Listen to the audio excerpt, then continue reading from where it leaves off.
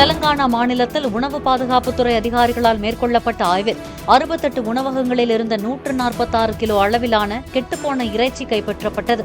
இதையடுத்து சுகாதாரமற்ற நிலையில் இருந்த 56 வணிக நிறுவனங்களுக்கு நோட்டீஸ் அனுப்பப்பட்டு விதிகளை பின்பற்றாத உணவகங்கள் மீது நடவடிக்கை எடுக்கப்பட்டது.